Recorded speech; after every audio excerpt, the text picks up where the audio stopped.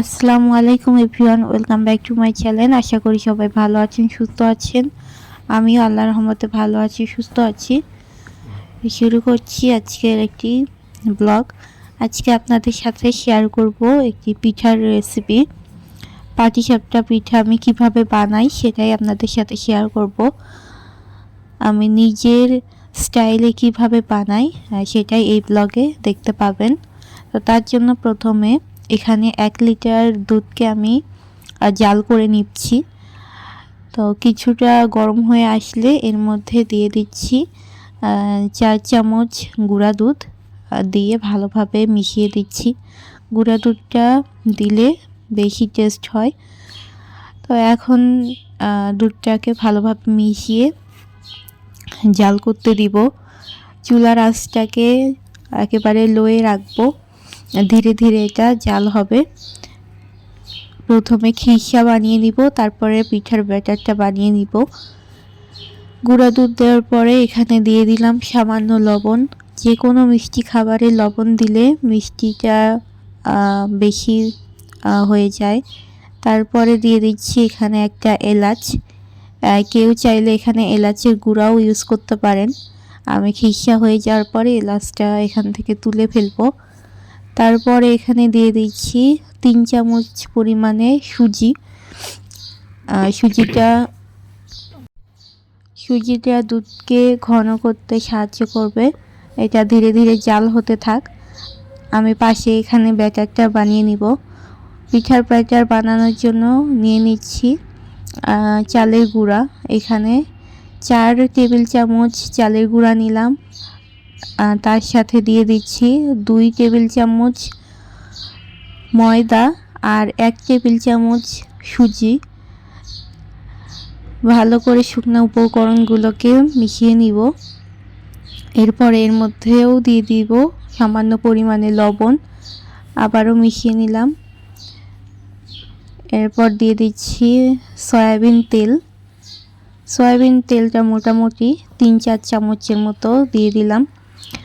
আর দিয়ে দিব 1 টেবিল চামচ পরিমাণে গুঁড়া দুধ, দিয়ে ভালোভাবে মিশিয়ে নিব। তো গুঁড়া দুধটা না দিলেও সমস্যা নেই, যেহেতু আমরা লিকুইড দুধ ইউজ করব। আমি স্বাদ বাড়ানোর জন্যই গুঁড়া দুধটা ইউজ করলাম। তারপরে দিয়ে দিলাম সামান্য চিনি।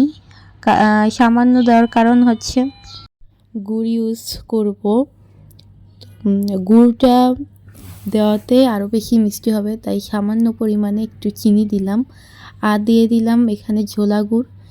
ছোলা গুড়টাও সামান্য পরিমাণেই দিব। আমি খিরসাটা বেশি একটু মিষ্টি চাচ্ছি, আর ব্যাটারে অতটা মিষ্টি না হলেও সমস্যা নেই। এরপরে লিকুইড দুধ অল্প অল্প করে দিয়ে ভালোভাবে মিশিয়ে নিব। ধীরে ধীরে মেশাতে হবে যেন ভেতরে কোনো দলা পাকিয়ে না থাকে। এই যে এরকম একটা ব্যাটার হবে, বেশি পাতলাও না বেশি ঘনও না। তো এইদিকে ব্যাটার আমার রেডি হয়ে গিয়েছে, এটা সাইডে রেখে দিব। এরপর দেখব যে খিরসার কী অবস্থা। এখানে দুধ জাল হতে হতে অনেকটা পরিমাণেই কমিয়ে আসছে, আরও একটু জাল হবে। তো এখানেও আমি সেম কাজটাই করব, চিনিও দিব আবার একটু গুঁড়ো দিব। গুড় দিয়ে খিরসাটা বানাবো। তার আগে এখানে দিয়ে দিচ্ছি কোরানো নারকেল। নারকেলটা অনেকেই পাটিসাপটা পিঠা ইউজ করে, আবার অনেকে ইউজ করে না, কিন্তু নারকেলটা দিলেই আমার কাছে বেশি ভালো লাগে। তো নারকেল দিলাম আর দিয়ে দিলাম চিনি। চিনিটা আমাদের এখানে লাল চিনি খাই সব রান্নায়, তাই লাল চিনি ছিল ওটাই দিয়ে দিয়েছি। আর দিলাম গুড়। গুড়টা দেওয়ার ভিডিওটা আমার ডিলিট হয়ে গিয়েছে। তো যাই হোক, এই যে ধীরে ধীরে দেখতেই পাচ্ছেন ঘন হয়ে আসছে। তো ভালোভাবে ঘন করে নেওয়ার পরে এই যে নামিয়ে নিয়েছি বাটিতে। এটা ঠান্ডা হওয়ার পরে কিন্তু আরও একটু ঘন হবে, সেই অনুসারে চুলা থেকে নামাতে হবে। সব কিছু এখানে রেডি, ব্যাটার রেডি, তারপরে ঘিউ নিয়ে নিয়েছি। এবার এক এক করে পিঠা বানিয়ে নিব। তো এই যে এই কড়াইটাই আমার কাছে ভালো মনে হলো, সেটা নিয়ে নিলাম। তারপরে সামান্য পরিমাণে ঘি ব্রাশ করে দিয়েছি। আর এখন আমি দিয়ে দিলাম পিঠার যে ব্যাটার, সেটা দিয়ে এটা ছিল প্রথম পিঠা। তো প্রথম পিঠা হয়েছে মোটামুটি। তারপরে আমি পিঠা বানানোর পরে বুঝতে পারলাম এইটারও তলা নিচে উঠে গিয়েছে। আমি এই বছর যে কয়টা পিঠা বানিয়েছি, যে কয়বার, মানে কড়াই ভালো না হওয়ার কারণে পিঠার উপরের একটু করে চামড়া উঠে যাচ্ছিল, যার কারণে পিঠাগুলো দেখতে ভালো হয় নাই, কিন্তু খেতে একদম পারফেক্ট ছিল। খিসাটাও অনেক মজার ছিল, ব্যাটারটাও পারফেক্ট ছিল। এই যে দেখতেই পাচ্ছেন, এক কোনায় কড়াইয়ের সমস্যা থাকার কারণে ওখানে মানে পিঠার চামড়াটা লেগে যাচ্ছিল বারবার। যাই হোক, আমি এক এক করে এখন পিঠাগুলো বানিয়ে নিব। তো এই পিঠা বানানোর জন্য অবশ্যই প্যানটাকে ননস্টিক প্যান হতে হবে, বা যে ননস্টিক তাওয়াগুলো পাওয়া যায় সেই তাওয়াতে পিঠাগুলো বানাতে হবে, তাহলে পিঠাগুলো অনেক সুন্দর হবে। এই যে আরেকটা পিঠা দিয়ে দিলাম, তারপর ঢেকে দিব। পিঠা বানানোর সময় অবশ্যই ঢেকে দিতে হবে, তাহলে পিঠা নিচ থেকে অতটা লেগে যাবে না।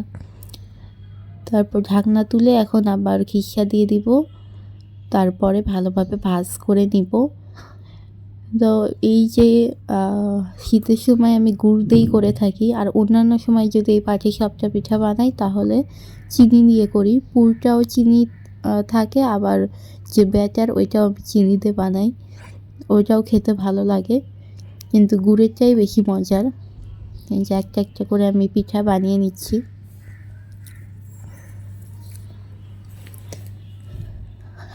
ব্যাটার আর খিসা রেডি হয়ে যাওয়ার পরে একটা একটা করে পিঠা বানাতে কিন্তু খুব ভালোই লাগে।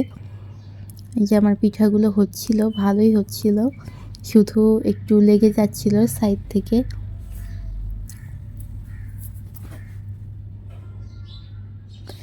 পিঠা বানানোর সময় গ্যাসের ফ্লেমটাকে একেবারে লো করে রাখতে হবে, তা না হলে পিঠা পুড়ে যাবে। তো রেডি হয়ে গেল আমার পাটিসাপটা পিঠা। আমি আমার মতো করে পিঠাগুলো বানিয়েছি। আপনাদের কাছে কেমন লেগেছে অবশ্যই জানাবেন।